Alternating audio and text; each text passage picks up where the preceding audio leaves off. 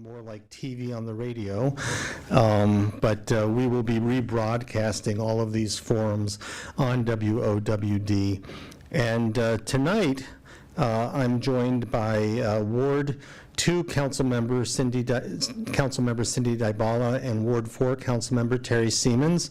Yes, and so this is a little bit of an unusual forum because it's a lot less debate-like, and this will be more conversational and more like a radio interview, I think, because the two of you feel free to debate each other, but each of you are running unopposed in your council seats, and I wanted to take the opportunity to have you address the voters in Takoma Park, the voters in your wards, as well as across the entire city. So right up front, as I've mentioned in previous forums, you can go to the Takoma Park, Maryland webpage to get informed about the nuances of this election. So first of all, as I've mentioned, you must be registered to vote in the Takoma Park election. If you are registered for the gubernatorial election, you may not necessarily be registered for the Takoma Park, Maryland election. So make sure that you are registered, and the information is on the Takoma Park, Maryland website. In addition, we have a few nuances to Takoma Park elections. You do not need to be a citizen of the United States to vote, and you can be the age of 16 and older to vote. So any resident 16 and older can register to vote and vote. In addition, your ballot will not be counted with the gubernatorial ballot. And in fact, Cindy, since you brought this up, can I throw to you and have you explain a little bit about the balloting? Yes, jumping ahead a little bit, I brought props. So if you got one of these letters from the city, you are registered with the city. For the most part, if you are registered with the state for the general election, then you are automatically, this time round, registered with the city, and you would have gotten one of these letters. If you're on the city ballot, if you're city registered only because you're 16 or 17, because you're not a U.S. citizen or for whatever other reason, you would also have gotten one of these. If you didn't get one of these that says, heads up, your ballot's coming, then if you want to vote in the city election, you need to get registered. Head to the city clerk's office virtually or by phone or in person. And if you got one of these, that's your county ballot. City ballots aren't out yet. You'll have two ballots. This one, or if you go vote in person, it'll look like this, only lengthwise. And the city ballot, which will come to you by mail. You can Dropbox it. You can, where are the two Dropboxes, Terry? In the front of the community center. And I don't know where the other one is. New Hampshire Avenue? New Hampshire Avenue Rec Center? New Hampshire Avenue, yeah. right. And if you're mailing in, it must be mailed by the 24th. The city ballot. The city ballot must be mailed by 5 o'clock, postmarked by 5 o'clock. Yes, 5 o'clock election day. Yes. November 8th. Okay, thank you for clarifying. Yeah, the 24th is a registration deadline for somebody, for the state, I think. And if go ahead. I was just going to say, if I may, I wanted to clarify one other thing, and that is if you are under 18 years of old, if you're 16 years old, but you're under 18, instead of registering with the county, you need to register with the city of Takoma Park. Mm-hmm. Okay, so the main thing is two ballots. Two ballots. And then we've talked about instant runoff voting in the past, and I suppose that could come into play with both of your races if there are a number of write-in candidates. But we won't get into details on instant runoff voting tonight. There is information on the city website. So I don't have my clock set up because, as I said, this will be a little bit more informal tonight, and I don't anticipate having to make sure that each of you get an equal amount of time. I suppose if one of you talks a little bit too much, I'll have to jump in. But I do want to start with opening statements so that you can introduce yourself to voters or reintroduce yourself. And in this case, let's go with Ward 4 first, Terry Siemens. Thank you, Eric. And thank you for putting this forum on. I think it's important for people to get a chance to hear candidates, and this is a great way to do it. Yeah, I think most people know that I'm Terry Siemens, and I've been on the council for many years.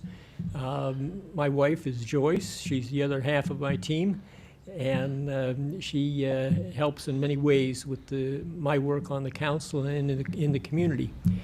I've been really pleased to see the development of the city, the improvements in the city during my time on the council. The thing I've been most happy with is the transition of our police department from a traditional police department that has been received a lot of complaints in the past to a more progressive police department that many communities are wishing they had now across the nation, and that's something that we have worked hard on through the years to get to this point.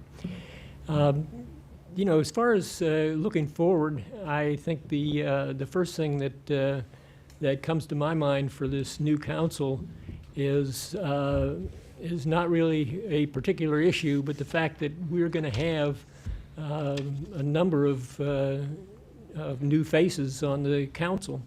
And so I think one of the first things that Councilmember DeBala and I are going to have to work on is just helping them to assimilate into the council and kind of learn the ropes.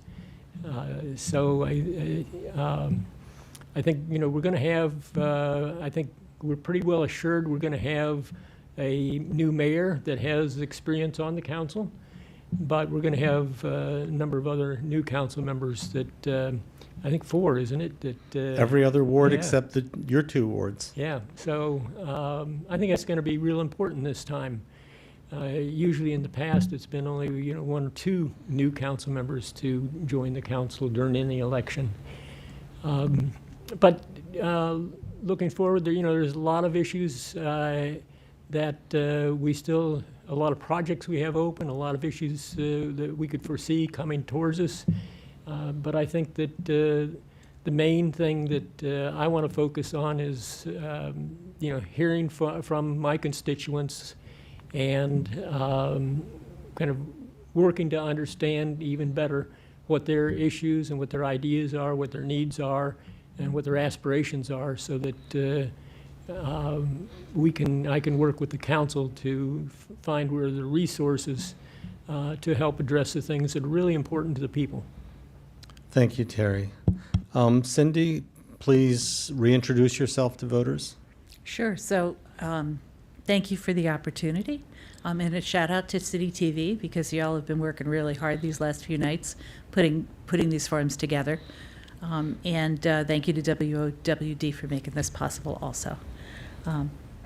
So currently I'm a city council member representing a pretty diverse Ward 2. Ward 2 is over on the New Hampshire Avenue side of the city, the former Prince George's County side, and brings a lot of that background to the table. I'm a long-term resident, I admit it. I have been active in community life and in local government for a good long time, starting as a soccer coach. I was a long-term member of the Recreation Committee, co-chair of the Environment Committee when we first started the sustainability program, and so forth. And so now I'm seeking a 3rd term on the council, to some degree, to my surprise.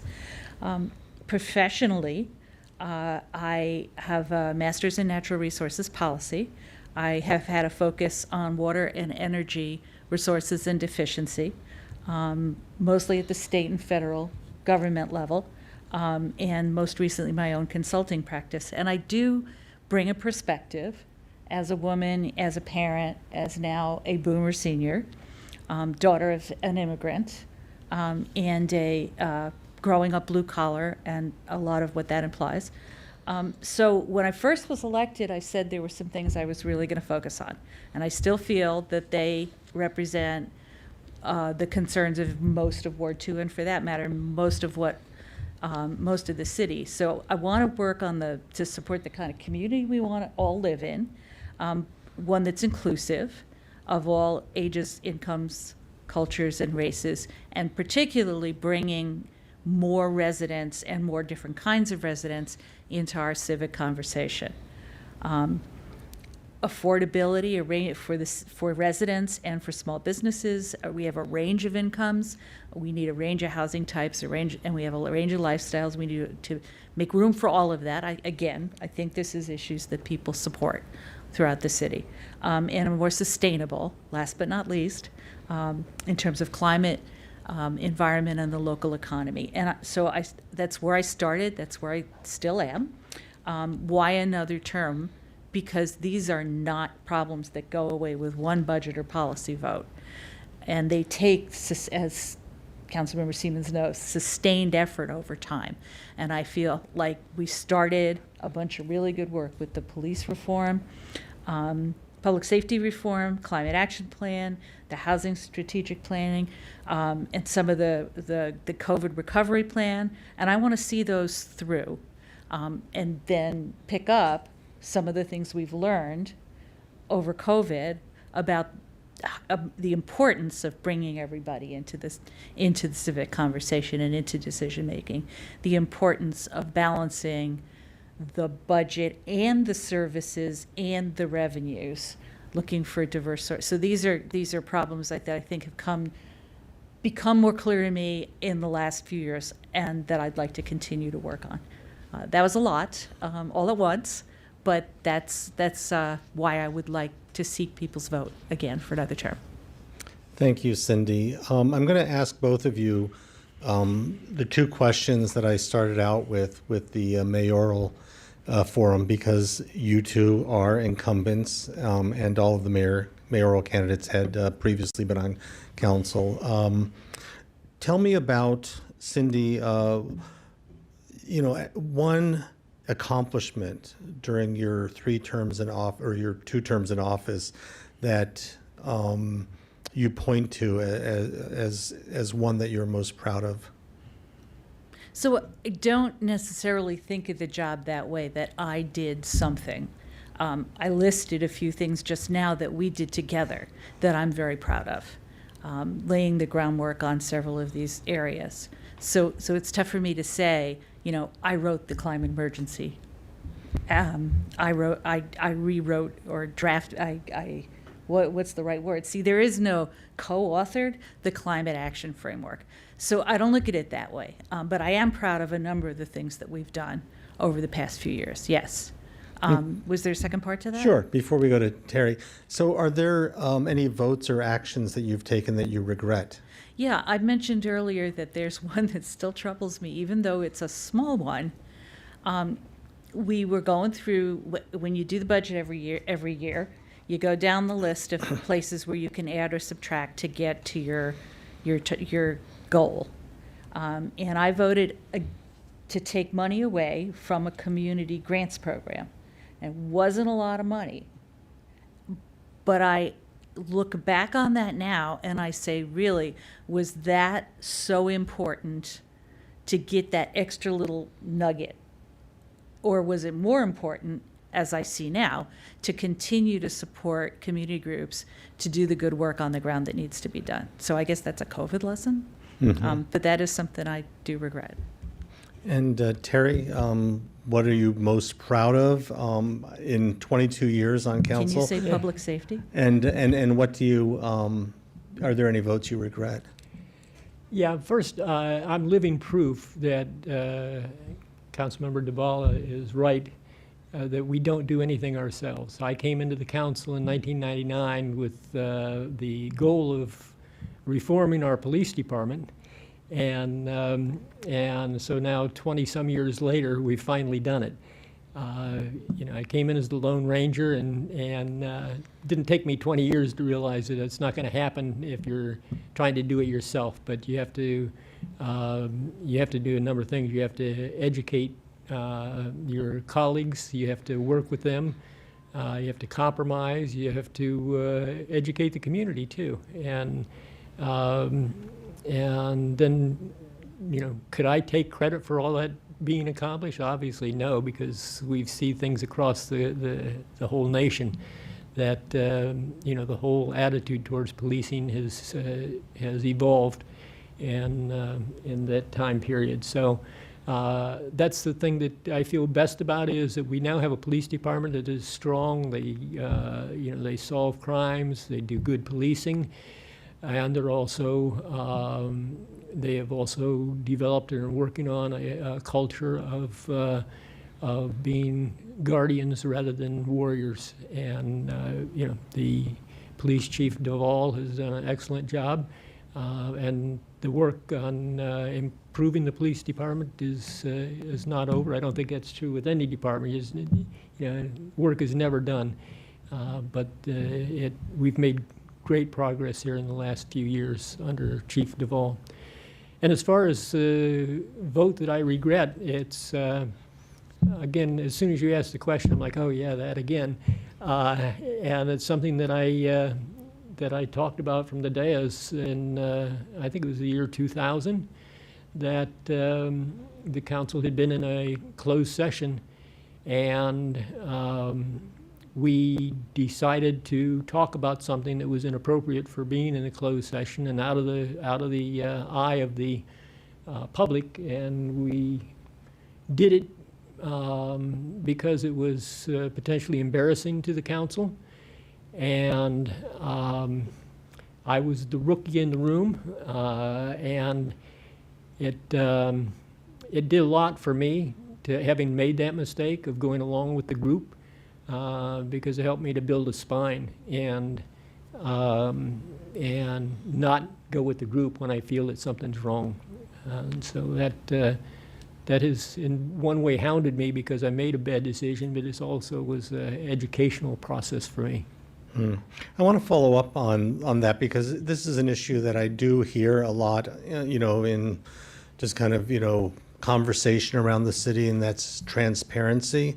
The city holds closed door meetings, and recently it's been more and more frequent.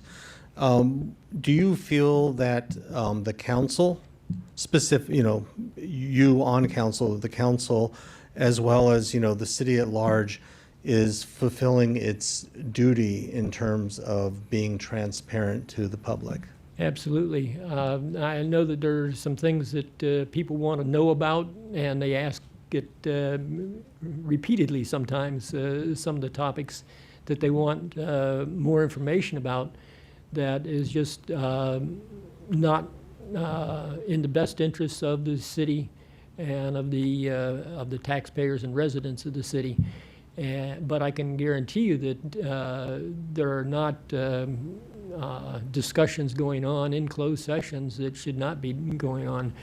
It's something that we talk about frequently, and in fact, people will stop other council members if they're drifting off into a topic area that they should not be.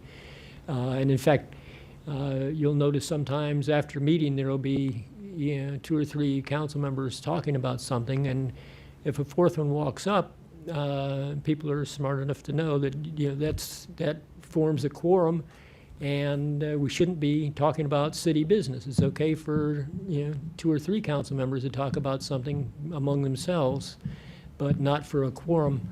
And I think people are very good about recognizing it and backing down, and if somebody forgets, nobody's laughing at them or making any objection when they say, look, this isn't right. So. And we'll get to you in a second, Cindy, but can you explain the rationale that you as council member, that the council has followed during your tenure in deciding when a session should be closed versus open?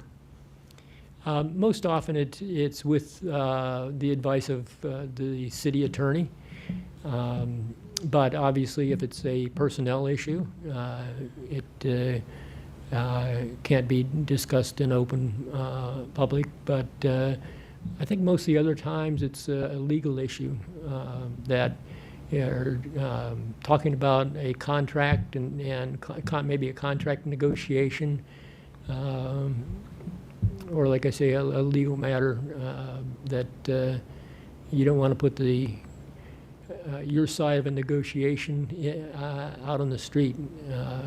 And Well, Cindy, I'll give you a chance, and I know Terry may have covered much of what you would say, but what are your thoughts on, how transparent the city should be as it fulfilling its obligation? Well, there's a couple questions in there. To the issue of closed sessions, when I first became a council member and I started doing, speaking of transparency, doing weekly updates on the council to Ward 2 residents.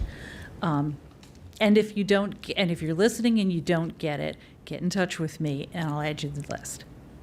But someone said to me, well, you can't just put in that you had a closed session. You have to say legally, why?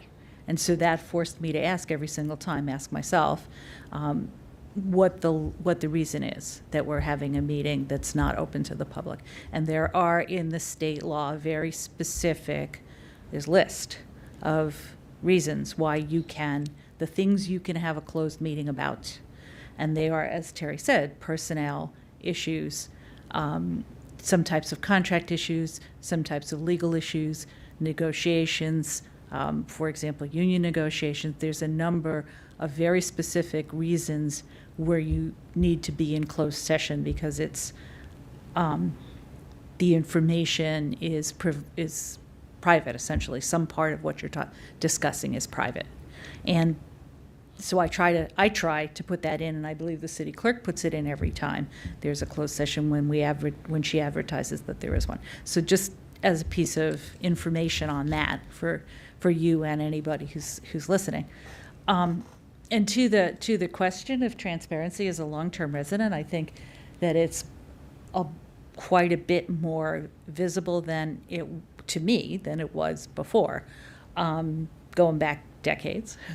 But how do I put this?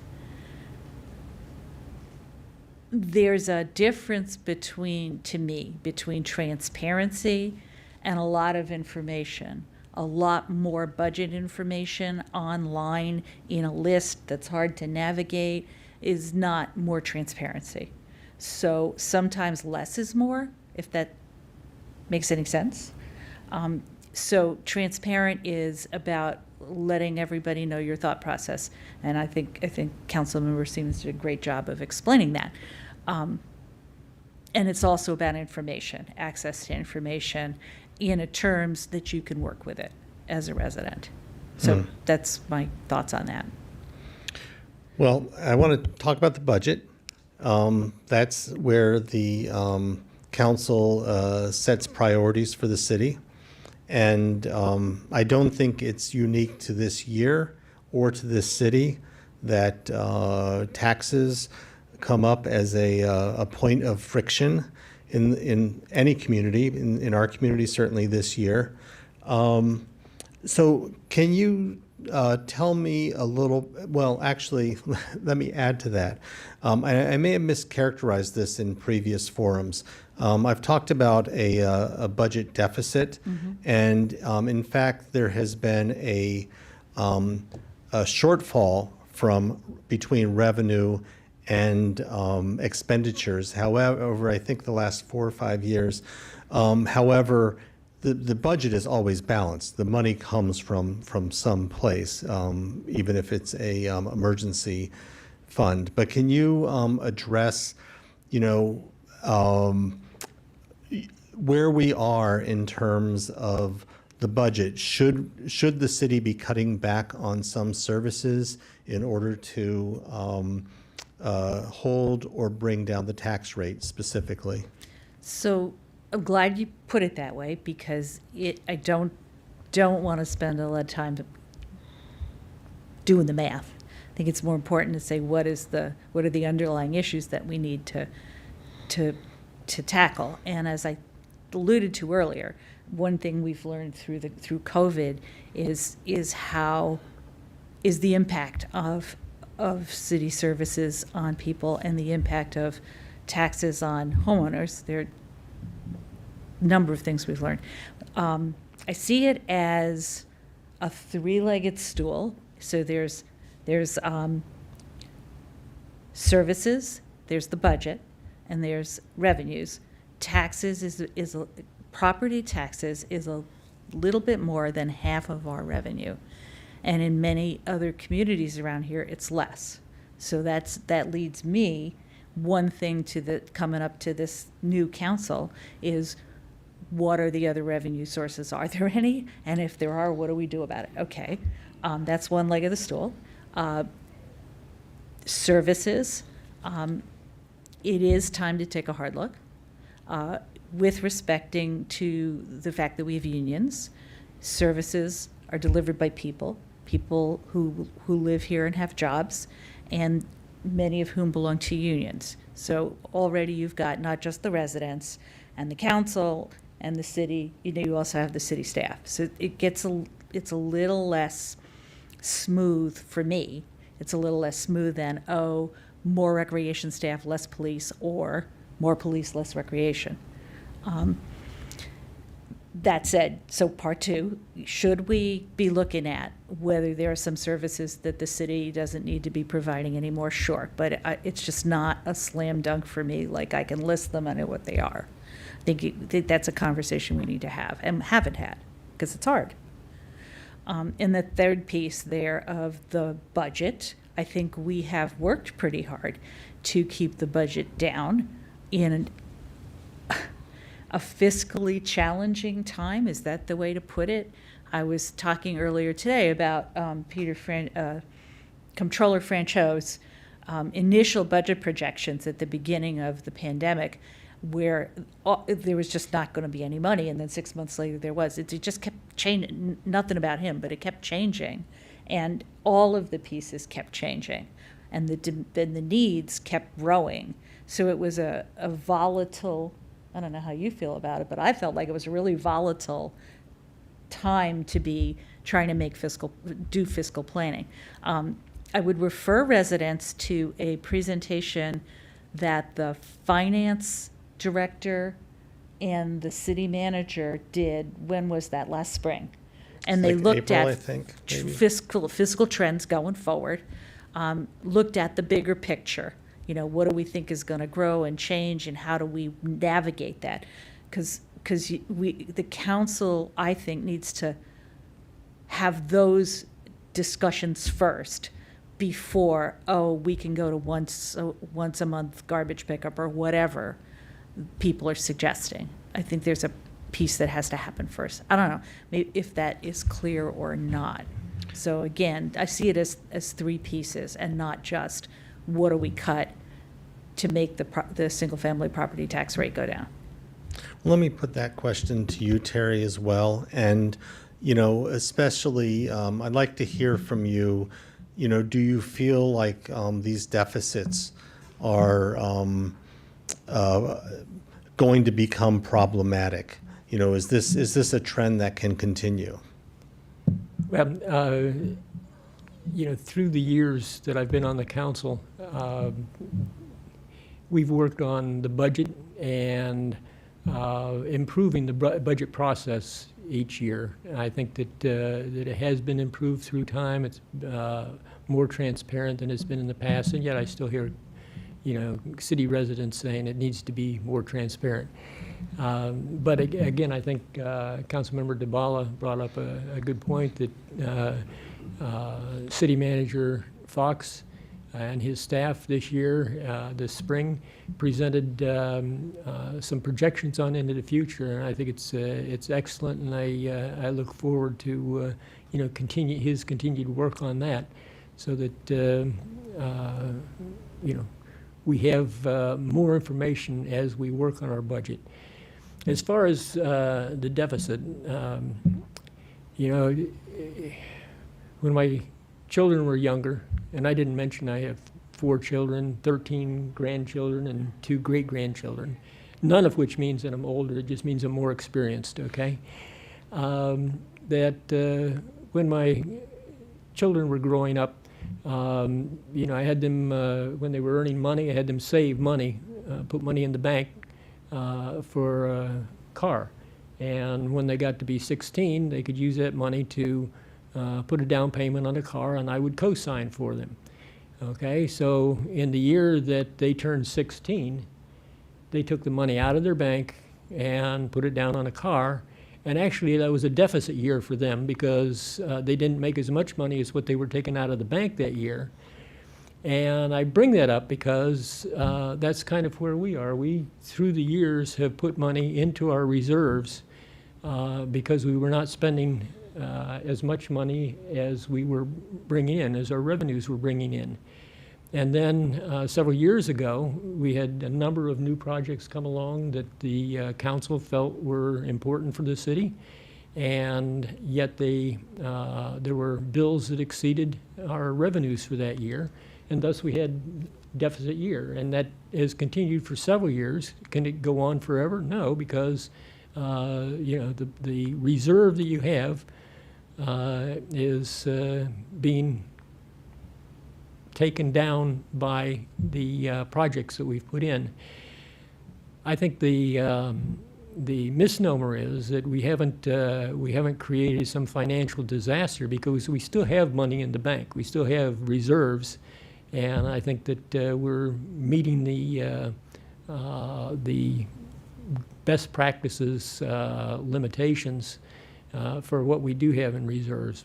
But can this go on, you know, on into the future? No, I think, you know, we have a lot of projects being worked on right now, and it took some money to get those things going. And I think that that we're going to have to look at the budget in a different way as we go into the next year, and you know, several years going forward. It's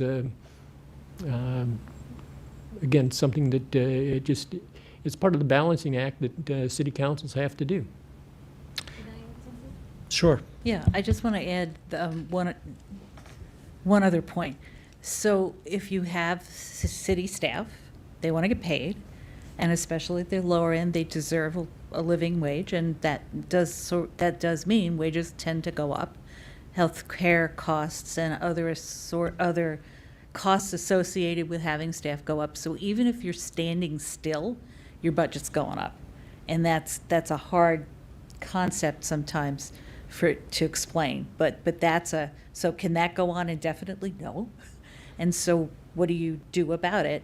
What I want to point out is that the city manager has commissioned a needs assessment of the different functions of the city and what they require. And it's interesting reading, and it's something that the new council will get to take up in terms of making decisions based on that. Again, looking at the longer term and not just at any one given year. So that's just an interesting perspective that I don't think we've had before, and I'm grateful for having that done. Thank you. I want to talk about housing. This is another big topic, perennially big topic in Takoma Park, and I'm going to use an example that you gave to me, Terry. Of now, there's this newish home on Geneva Avenue that sold for $1.5 million. Is that correct? That's close to right. There were 4 brand new homes put up on Geneva Avenue for about $1.5 million each. So that's a neighborhood that is traditionally a working class neighborhood. And so, you know, there's a worry, and it's not a new worry, but there's a concern I hear about gentrification in Takoma Park, and it may already be underway. But and that would be one way to raise money for the city, I suppose. But it also means that it prices people out of the city, and it means that children who grow up in Takoma Park may find themselves unable to remain in Takoma Park. So what are your thoughts on, what policies can the council foster to, to address housing that is affordable on many levels? Yeah, I've got all the answers right here. No. Yeah, this is a huge problem, as you know, not just here in Takoma Park, but around the county too, and probably across the nation. And those 4 new homes are just part of what's going on in Ward 4. We have a number of the small cottages that have been on Ritchie Avenue that are being mansionized now. They're, blowing them out and up at the same time, and so you're right. It is a gentrification, and I think the people it's affecting most at this point are the the middle income people, because they're the price of housing has gotten so high in Takoma Park because it's got an ideal location inside the Beltway, and it's a good community. And so many of those cottages that used to be for lower income residents are now middle income residents living in them, and as they get mansionized, they become available more for the higher middle income people. So what are the policies we can put in place? We have had some short discussions about maybe having to limit the type of modifications that could be done to houses, but again, that has its problems that come with that possible solution. We've seen condominiums, apartments converted into condominiums in other parts of Ward 4. And again, that is pricing the lower income residents of the ward out because they're quite often not prepared for home ownership yet. And so one of the things that we're doing right now is a minor master plan, or the county is doing a minor master plan at our request to look at not just the Washington Adventist Hospital site, but also at Maple Avenue corridor, to look at what what kind of vision we could have there to try to retain our affordable housing. And we have a big chunk of the affordable housing in Montgomery County because we've been very, very successful with rent control. People point out that it has problems, and it does have some problems. That the question is, can we modify, our laws so that we can overcome those problems? But also with the minor master plan, maybe we can come up with a different vision for what we can do. And I'd just like to point out one thing that we did this Wednesday night, last night, right? It was approved a grant that we are getting to help the tenants of a building on Lee Avenue to purchase their building, and the model that they're going to be using there for ownership will make sure that it's affordable to the people, the tenants now. They're going to be their rent is, or their mortgage payment is going to be based on no more than 30% of their income, and then it will be affordable to everybody who's living there. And then when the property is sold, or when one of the units is sold, there will be a limit on how much of that money goes to the owner of that unit and how much goes to the co-op that owns, that they're all operating under. So again, a different model for affordable housing, but something that at least we're trying to see how it's going to work for us in the future. Yeah, I want to come back to that if we can, and maybe Cindy, you'll address that yourself. You know, in your ward, 20 years ago, housing prices went up a bit, simply through the unification of the city, and houses that were in Prince George's County suddenly found themselves in not suddenly, but found themselves in Montgomery County, which had an effect on the prices.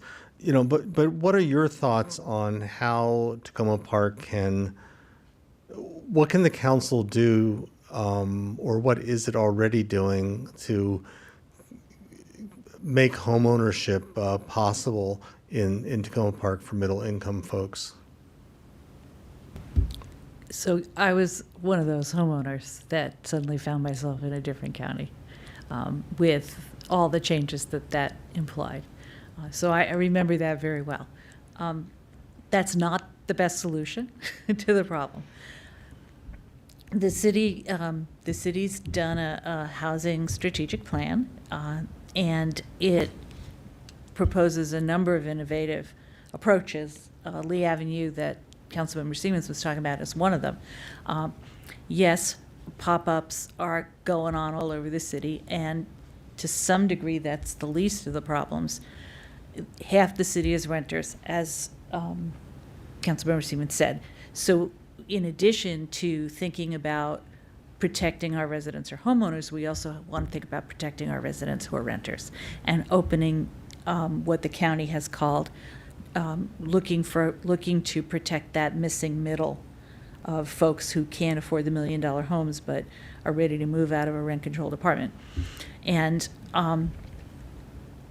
in Ward 2, there's been another model tried by the city in partnership with Habitat for Humanity, where a building that was in 3, 4, I forget now, I'm sorry, 3 or 4 units of rental housing, which needed a facelift and was for sale after many, many years of being owned by one family, was acquired by Habitat for Humanity in order to create 2 reasonably priced, think duplex, two row houses stuck together. So they're renovating, and they've identified tenants that meet income requirements. There's the same kind of, if you sell, what proportion of the profit, assuming there is a profit over time, what do you get? What goes back into the trough for the next affordable housing project? Similar model. So there's that, and there's another one going on on Lincoln, in Ward 3, which was to be a single-family, reasonably priced home with an ADU to help the family afford that. The ADU part didn't work out for technical reasons, but the concept was, again, to look for not creating homeownership opportunities for that missing middle, for the low to moderate income people who are ready to step up. There's a home ownership, the $10,000 towards closing costs. What's the name of that program? First-time home buyers. I don't know. I spaced out. Sorry about that.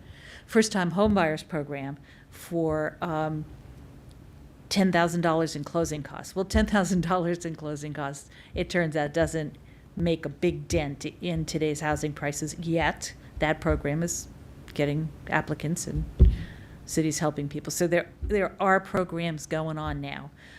What I think the challenge is in this housing market is to continue to do these programs and expand them, and to add to Terry's list about looking at ways to to improve the rent control process, the rental inspection process, so we have quality housing, to look at the kinds of grants that funded the renovation of Lee Avenue, that funded Hillwood Manor renovations, to just keep in play as many of these things as possible with attention to that transition in the middle there. I did look into what it would take to change the zoning in Montgomery County. I'm almost afraid to say this because someone will think this is a great idea and will want to do it. I want to do it, but it doesn't seem to be technically very possible to limit the size of a pop-up. That has to do with the county zoning setbacks, height restrictions, floor area ratio requirements, and so all the technical nuts and bolts. Could you tweak them just for Takoma Park? Could you find the political will to pass that? That's kind of where my thinking broke down. So I discarded that idea. But there are a whole bunch of other approaches that we can be using. It is a little bit like tilting against windmills given the regional situation that Terry described. This is going on all over the place. Inside the Beltway, it's going on all over the country in inner suburbs. But there are some tools that we have that we can put to play here. Yeah, I don't want to spend too much time on housing, but I want to ask, I don't know if either of you remember the term phase back, but when I moved to Takoma Park, many houses in the city were partitioned into, separate apartments, and the county phased them back into, so most of them were phased back into being single-family homes. Now, I know that mayoral candidate Seth Grimes has suggested maybe returning to something akin to that and I know that the city has, also been promoting this to some extent with accessory apartments, right? So, what I'm is not sure what I see them as the same thing, but okay. well, so I mean, yeah, I mean, it's not the same thing, but could you clarify, like, is that something that you see as a possibility? And again, that would take a zoning change at the county level. So if by phase back you mean there used to be rooming houses, people bought them and converted them into single-family homes, and then the county codified that by making them single-family zoned areas. Is that what you mean, I think? I am, but I'm talking about a Takoma Park that where single-family homes were occupied by more families back during that time. Yeah, so the county has a proposal, county council has a proposal in front of it now from the county, the once and former county planning board, called Thrive 2050, which lays the groundwork for possibly upzoning, that's what they call it these days, around transit areas. So if you're near a metro and you're in a single-family zone, that zone it now includes accessory apartments, didn't a couple of years ago, so we pushed for that, we got it, but could be upzoned to include smaller multifamily units that look just like the character, look similar to the character of the neighborhood. And there's specifics about that. You can talk about exactly what those specifics are. But the concept being to allow more units in places that are closer to transit. And I support that. It is not a city decision. It's a county zoning decision. Did you want to say something? Yeah, I just because the house that Joyce and I live in was phased out. Yeah, it was a two-family house, side-by-side duplex, and had been for years and years. I mean, we're going back into the 30s and 40s. And yet, when, as Mr. Bond said, when the county decided to take this on as a new policy, they said that the property itself was not zoned for the multifamily, and so we had to not just only have one family living there, but we had to modify the house, renovate the house so it did not have more than one kitchen. It did not have walls between the left and the right side of the building. And other part, or the real part of your question is, what do I see going forward? And I think Councilmember DeBala described it pretty well. We have talked about, more accessory apartments here in Takoma Park and making it easier for people to get those approved. And I think we're already seeing some of that happen. You see signs posted and, people trying to put accessory apartments in their homes. Well, Cindy, and our time is going fast, of course. You mentioned climate change, and we can. What a shock that I actually mentioned it. No, seriously. And any listeners who or viewers who also listen to Talk of Tacoma know this has been a persistent topic on Tacoma Radio from 1 to 3 on Sundays. And the city, of course, has set a ambitious goal to achieve net zero carbon emissions by 2035. I hear two responses, or I hear two critiques of the goal. One critique is that it's not possible, that the city is not taking urgent enough action to achieve that goal. And another comment I hear is that it may put some members of the community in, it may be more difficult for some members of the community who come from who have a tighter budget, right? So I wonder if you would address whether or not you think this is achievable.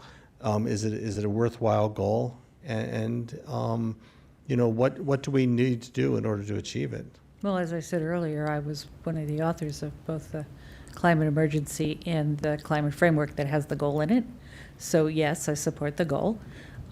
It's a goal. It was relatively forward-thinking at the time. Now that's a pretty commonplace goal. And on the other hand, we hear from people who think we should get tougher. So the goal is set. What do we do about it? That's, I think, the heart of the question. So you have three things you can do, and you probably should do them all. If you're a municipality and not some other level of government, you can educate people, you can give them incentives, and you can tell them they have to do it. Sounds like you were told you had to change your house. That's interesting. That's a story I've never heard from you before. So when we first proposed the climate action framework, there was a lot of you got to do it. And then we heard quite appropriately that if you can't help the people who least can afford to do it, then you're working against your other goals. So to me, a lesson from COVID is just that. You need to bring everybody along with you. There has to be a way to to join the goals of affordable housing, for example, and climate change. So as an illustration, the city hasn't done a great deal of legislating in the arena of climate change in the last couple of years. I would say that we have done, given the COVID period we went through, that we've actually done a fair amount. Having a multifamily rehab program that also supports energy efficiency measures and electrification measures at the same time, using our ARPA dollars, our federal COVID recovery dollars, to fund that is, I think, a pretty concrete, no pun intended, step toward one of the two biggest areas of emissions from the city, which is buildings. So I've shifted a little bit out of the we need to legislate mode and more to the we need to coordinate with other levels of government. We have, for example, the county, the state legislation for community choice energy that Delegate Charkoudian was successful in getting through. And that will have direct benefits in Takoma Park. That was one of the measures that ranked highest in the climate plan, was electrifying people's homes and using renewable power to do it. So, okay, the electrification part is very expensive. The renewable power part we've just had served to us by lobbying for this bill. All of which is a long way to say I think there's more than one way to get to the goal. Do I wish we had done more? Of course. Do I wish there hadn't been a pandemic to distract us? Yes. Can we move forward now? Yeah, I think it's more than time. I hope that addresses the guts of your question. Because you look a Yeah. little puzzled. No. I'm trying to figure out the mic here. I want to hear from Terry as well on this in terms of, are we acting urgently enough on climate change, and, what considerations, are we giving enough consideration for lower income residents as we're setting climate change policy? Well, first of all, are we acting quickly enough? We're talking about priorities, and we talked about budget a little while ago. I think that and as the last few years, that the climate issue has moved up the scale on priority. We really are seeing the need because of just the weather changes that we're seeing, and people are becoming more aware of how important addressing the climate is. At the same time, right now, we just took a significant loss because our Gina Mathias, our sustainability manager, who was heading up that whole program, and just took a nice new job outside of the city, and I don't believe a replacement has been found yet. So all the work that she was doing and has in progress is kind of on hold and isn't going to be helping us to meet our goal. But the goals are, as you said, very aggressive, and I think they are doable with the schedule that Gina laid out and the council approved. But it's only going to be attainable if the council continues to put sufficient funding into that program. And again, it probably means that other things are not going to get funded that on the Christmas list that all council members seem to carry with them. I don't know if you have anything to add, Cindy, but we can move on if you do not. Are we going till 8:30 or till 9? Going till 9. Okay. That's okay. Then I would add just a couple of things very quickly. A lot of climate voters in Ward 2, as there are in some other parts of the city, that think that is the most important thing. And I'm inclined to agree it's a really important thing. It's pretty high on my list. Getting to something that Terry said earlier, the part of the challenge of being a city council member is balancing the needs of a wide range of people and a wide range of interests. And I've pushed to have things funded, I've pushed to have things done, but is that the only thing? As you heard earlier, that is not the only thing on my personal priority list, let alone 7 council members. I hope we do get a chance at some point to talk about the role of the council member and how that suggestions for that you had wanted to ask about suggestions for the new crowd. I wanted to make one other point that Terry touched on, which is we're past climate mitigation, avoidance, so to speak, and we are now into climate impacts, climate resilience. We got there a lot faster than even I thought we were going to get in Takoma Park.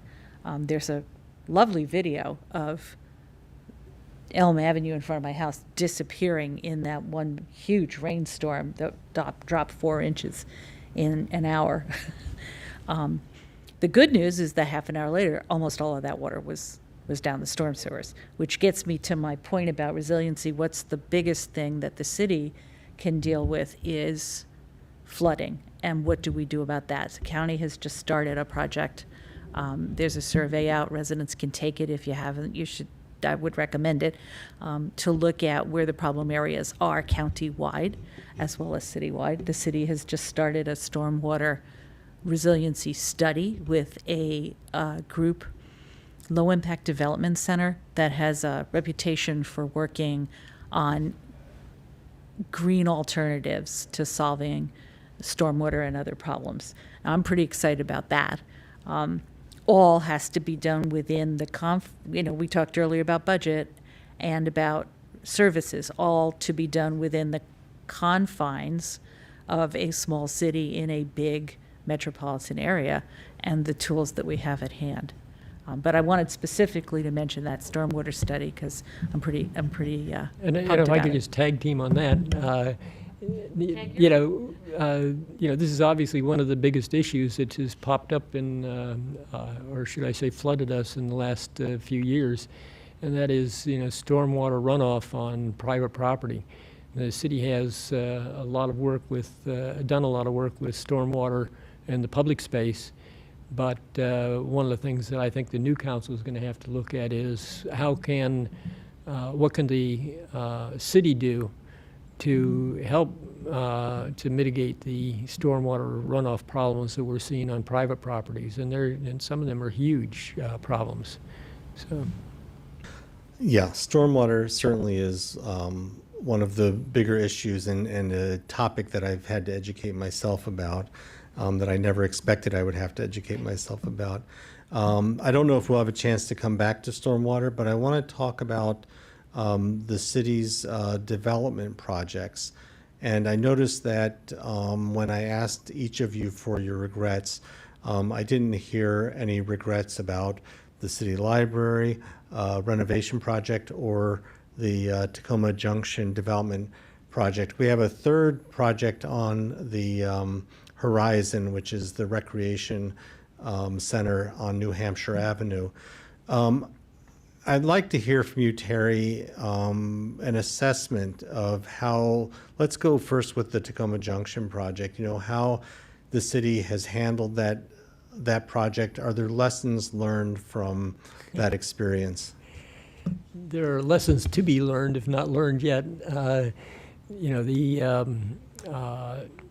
It became a very contentious, as you know, issue in the city here, and I think a lot of the reason we're seeing so many people running for city council this year is a direct result of the community conversations about that project. And yeah, I'm not going to try to itemize what the lessons are that we learned, but I think that that certainly we need a different approach as we look at projects. Even some of the pushback that we're getting now on the library seems like it's coming at the wrong time in the project. Those residents who are now raising questions and doubts, we did not evidently do a good job of engaging them at the time we were making decisions, so that at least they could feel like they'd been heard. So I think the whole project at the Takoma Junction, I don't think it drops from our minds. There's still the project is still alive, if not well, but yeah, I think again, community engagement. Back when I did my introduction, is needs to be better, and that's true not just for my constituents where there are different challenges, but also for projects like the Takoma Junction. Before I turn to you, Cindy, I want to follow up. The new council will be making decisions regarding Takoma Junction without a doubt. And I know that that there are legal necessity or, issues that make it difficult to talk about all of the aspects of decision making at the moment. But I wonder if you could address in some way, Terry, the what the council could do better as it goes into whatever the next phase of the Tacoma Junction project is going to be. I think one of the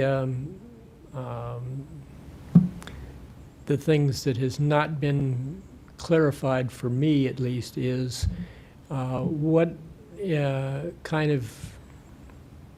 is the relationship between the neighboring property there, the co-op, Takoma Park Silver Spring Co-op, and the city government. The co-op had no lease on the property that they're on now when we started that project. And then they ended up right away signing a long-term lease for that property. But then they started to say that the property wasn't adequate, wasn't viable for their business unless they could have some of that other property that the city owned. And I think that's an issue that hasn't been resolved of what are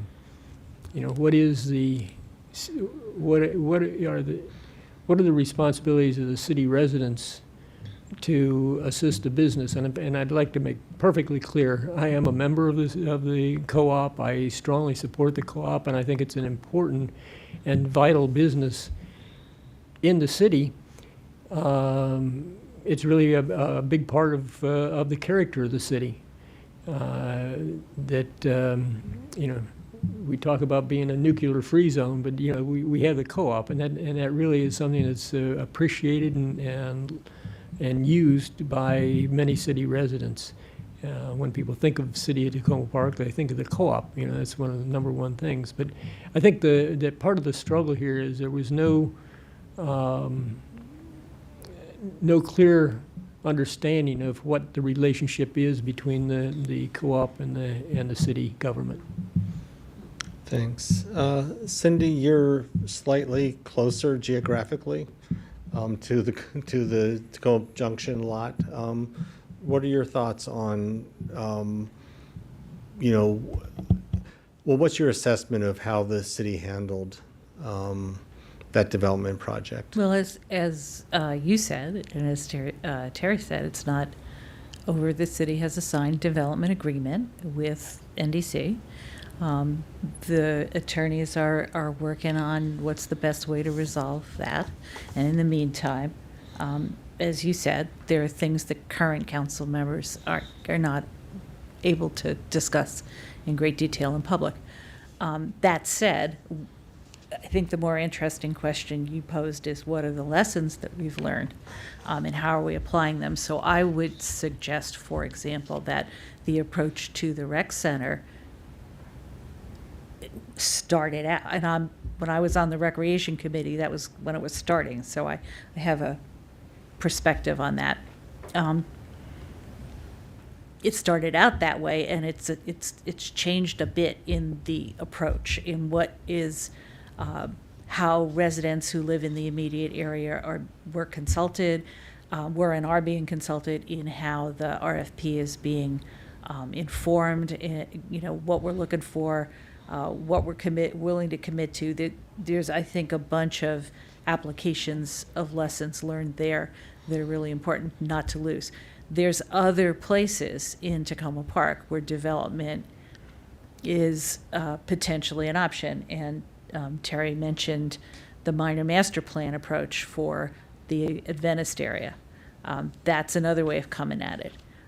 Looking at the zoning tools that are available for what uses can be there, and getting agreement in concept before going to some kind of, the city doesn't own it, but before going to some kind of, what are you proposing to put there? There's on New Hampshire Avenue, closer to the city, there's an old Adventist multi-story white building that is, with the help of the city, being looked at to be a mixed-use development, attracting some state grants, putting more on the developer being a little more clear about the wall there between the partners and who is responsible for what. So there's a number of ways where I think we're already starting to apply some of the lessons learned. And for me, being in a ward where some of it was very close and some of it not so close. If you're close, I found that, of course, folks who were closer to the junction were much more concerned about what it would look like. That's normal, right? If you're near a proposed development, you're going to have more concerns, and you're going to have more interest in how it plays out, which is not the same thing as this is capturing the attention of the entire city. So I'm not sure I think I might have learned that along the way. I also learned a bit of a lesson in community participation, because I had people who live on the same block saying diametrically opposed things and not knowing that their neighbor was saying the other thing and not necessarily believing me when I would say, not everybody agrees with you. So not to put that on any one side or the other, because I'm not, but to just say I've learned a little bit about how important it is to keep it from getting to that level of polarization. And so I hope that council members who are coming in fresh, plus those of us who are potentially continuing, can look at the projects coming up with that in mind, to try to not have it get to that point, because we're taking some of these lessons and applying them. I don't know if that addresses your question. Yeah, no, I think that, Yeah. I think you got to, I mean, so going forward with the recreation yeah. center, you want to make sure that, well, this maybe even goes back to not so much the transparency, but, making sure that people have a chance to buy in early in the process. You were saying, Terry, right? I have a question, and this has not come up in any of the other forums, but even just as we're talking about this, you mentioned, Cindy, that your ward, well, I wouldn't even say skirts New Hampshire Avenue. Part of it is New Hampshire Avenue. New Hampshire Avenue. And I would imagine that there are plenty of city residents who are unaware of the fact that, a lot of New Hampshire Avenue, along Takoma Park is Takoma Park. And, on both sides. And so there was an effort to kind of rebrand New Hampshire Avenue by the city, which I think, varying success.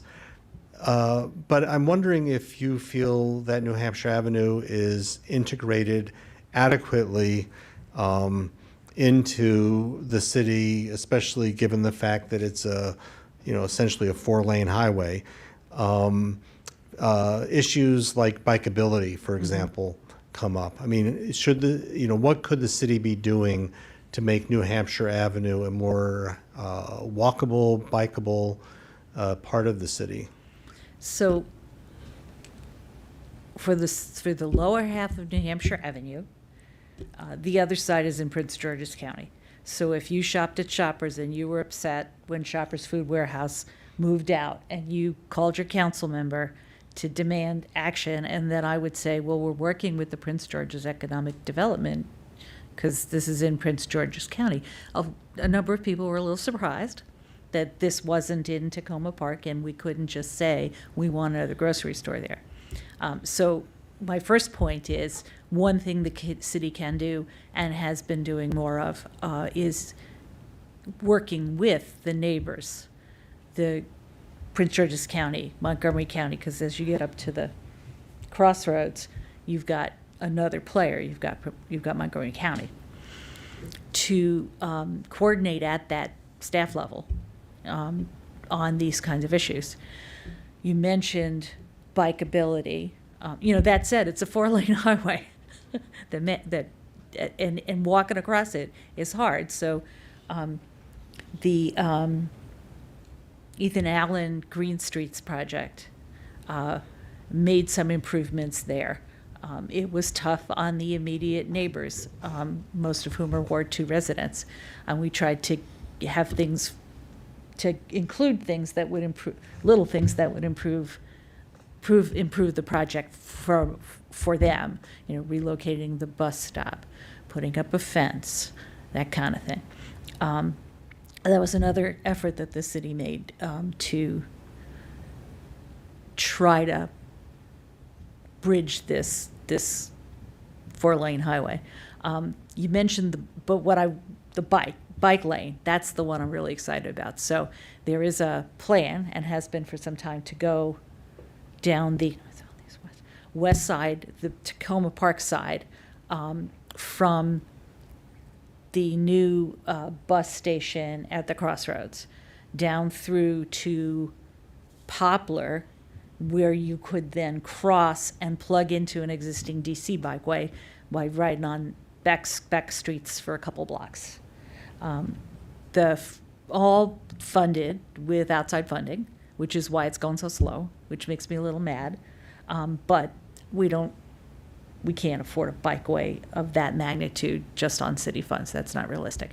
So the plan now is the focus on that stretch there, on the New Hampshire between East-West Highway, between Larch and Poplar. That's so-called Section B, to finish the design on that so that it can be a package that can get funded for construction. And the folks who live on New Hampshire Avenue, they live right on the edge of Takoma Park. They don't, because of historic reasons, they focus more toward Prince George's County, with their church, their shopping, where their kids used to go to school, where their friends are. I've been literally door by door trying to bring them into the community in Takoma Park. And one way to do that was to talk to them about the bikeway and listen to their concerns, which are very real, about, well, where do I park, and how do I do this, and how do I do that while this bikeway is going in? There's ways to work it out, for sure. But trying to integrate them into, trying to bring them into the community that they are a part of is, I'm not sure how many people have tried to do that before. So. All right. And Terry, I don't know if you want to address bikeability, walkability. How can we make our city more pedestrian and bike friendly? Yeah, I'm glad you asked that, because it is one of the key issues that I think the new council needs to focus on. You know, the county does have a bikeway master plan since 2018, and our city staff is working with that plan. I think that we need to be a little bit more.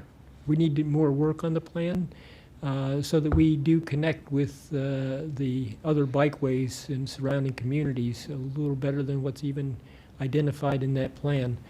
Again, part of the minor master plan that's being worked on by the county planning office for the Maple Avenue corridor. They are also looking at how to incorporate bikeway through the lower Maple Avenue, down lower Maple Avenue. It's easy as a cakewalk, right? But we do need to make sure that we retain the parking, because the lower income residents who live in those apartment buildings do not have adequate parking within the apartment parking lots, and they don't bike to work. Many of them don't bike to work. So we can't just, original plan was to take out parking on one side and put in bikeways. Well, that's not feasible. We need to do something that protects everybody's interests. You mean that they drive to work? Pardon? When you say they don't bike to work, do you mean they drive to work? They drive to work, right. But many of them, there's a lot of them take public transportation too. But I was just saying, we cannot eliminate the parking just for bikeways. We have to accommodate everyone. All right. Well, we're getting short on time, which I'm sure, nobody is regretting too much, since it's getting close to 9 o'clock, and I'm sure it's been a long day for both of you. But I want to make sure, and this goes to what Cindy mentioned a few minutes ago, I want to hear a little bit of your advice to the new council. Now, to start out with, I'm wondering, Terry, on an average week, how much time do you spend on council affairs? That's really varied from the time I got on the council till now.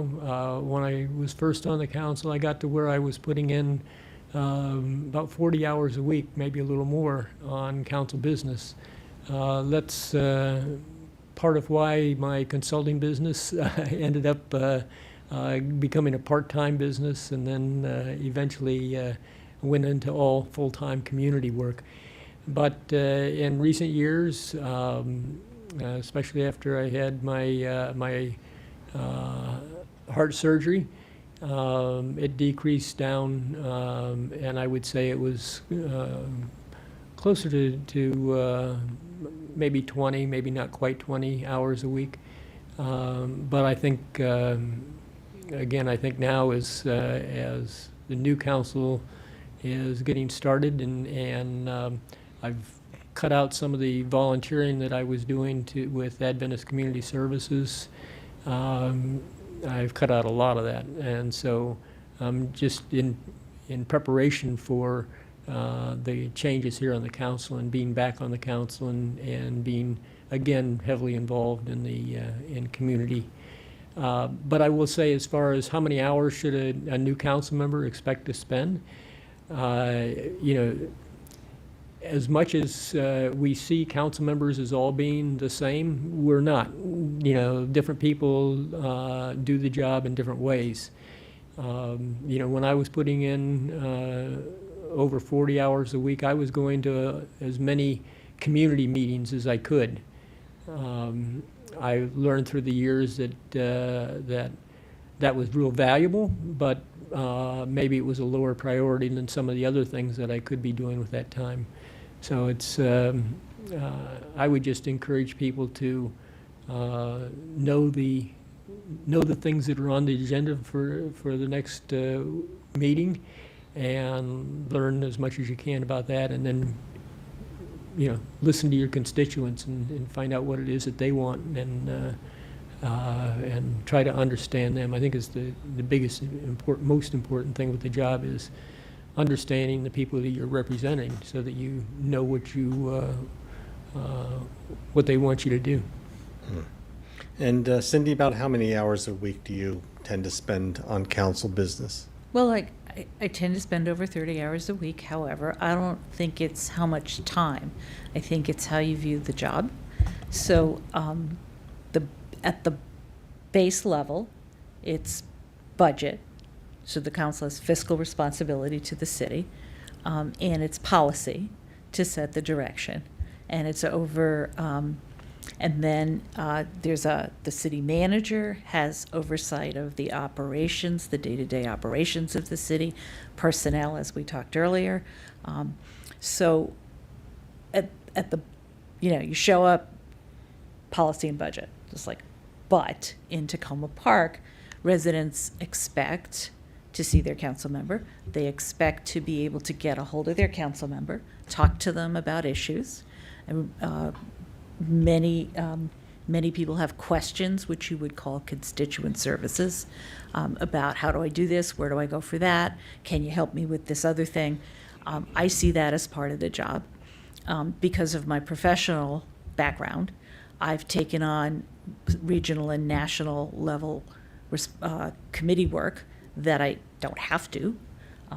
As I've gotten more comfortable, the first year I didn't do that, as I've gotten more comfortable in the role, so that I can amplify the Takoma Park's voice on some of these issues that we've talked about earlier, because we can't do it all alone on any of these issues. So that's a part of the job that I have taken on that's not essential, but I think is pretty valuable. So the new council coming in, Everyone will have to decide for themselves. Some people have more energy, they're more efficient with their time. There's a lot of different ways to come at it, as Councilmember Siemens said. And there's a lot of things you can add on if you want to. One of the things we tried to do was to increase the salary this was at the recommendation of a citizen committee that is scheduled every 5 years to review the city council and mayor compensation. And we were hoping that by having making a more substantive, not a token part-time job, but an actual substantive part-time job in terms of pay, that we would attract more people and more different kinds of people. And I think that's part of why we have more candidates. I think and more different kinds of candidates, and I think that's a good thing. We would like to think that's the reason. We would like to think that's the reason. And yeah. it's 24,000 a year. Is Yes, that right? That's And I think not yet. It will be. It will be. With the next council. Yeah, and I think Terry, you corrected me on this. I believe somebody corrected me on this because I was stating the old salary when I was introducing the position. Oh, okay. So yeah, 24,000, which is twice what. Yeah. That's what people. But the reason I bring all of that up is just to say that the first thing I think that the new council would want to do, I include this, is to learn to work together, because you always have to have 4 votes. You can have all the opinions in the world, and if you can't bring people with you, and if you can't bring your neighbors with you, the people you represent, then you're just talking. So I see that more than any one issue as the challenge for the new mayor and council. I'll give And you that's, the, I'll and give that, you so the you other- anticipated my follow-up, and Terry, I think you can Because just we were running out of time. jump right in. Yeah, Your I advice. just wanted to say that that the other thing that I would encourage council members to learn is don't take it personal. I'm Yeah. still working on that one. Well, we are pretty much out of time, and I do appreciate that. As I said before, that both of you have made time. I hope our viewers and listeners out there have gotten to know the two of you a little bit better, and your perspective on some of the issues that we face as a city. I don't know if we want to go into formal closing statements, but I'll give each of you a chance to say a few final words before we sign off. And, Cindy, you can go first if you're ready. Yeah, so just again, thank you, Eric, for taking on the Herculean task of organizing and hosting these debates. And thank you again to City TV back there for all your awesome work on this and everything else, and to WOWD for sponsoring. Because there aren't a lot of good ways to get information out, and we all tend to be in our little bubbles with our immediate neighbors with kids about the same age. And it's hard to reach out past that. One of the gifts of being a council member has been being able to talk to anybody about anything and to try to remember to listen very carefully to what they say, even if I don't agree with it. And so as we move toward this election, of course, I would like Ward 2 voters to vote for me, but I think the most important thing, two most important things, is to continue what I think has been a really positive and respectful civic debate up until now. To continue the policy debate that's been very active and really welcome for me in this community at this time. I think that's great. And to, most importantly, get out and vote. That's kind of the bedrock of the whole system here. Thank you. Thank you, Cindy. Terry? Well, everything that Councilmember DeBala said, thank you to everybody. Yeah, thank you to everybody and all the other things, get out there and vote. And I would just say I encourage my constituents, those who live in Ward 4, to let me know what it is that you think I should be working on. Talk with me. I'll try to be sure to listen to you and let you know that I hear you. And I can't promise to do everything you you asked me to do, but I certainly can promise to listen and consider your opinions. Thank you. All right, I'll make a little comment myself, which is I raised 2 girls here in Takoma Park, and I have said to both of them, that they're lucky they grew up in a hometown, which we're on the edge of a minor metropolis, but Takoma Park is a town. It's a hometown, and it feels important to me that Takoma Park maintain itself as a hometown, and for residents who don't feel like it's their hometown, that we find ways of making sure that everybody feels like this is their hometown. Anyway, that's my little editorializing. Thank both of you for making time. Thank you, Bien, for helping us out with television. And we will be back here on Monday for forums with Ward 3 and Ward 6. I think 2 very interesting conversations. So I'll see you back here next Monday, and thank you. Thank you.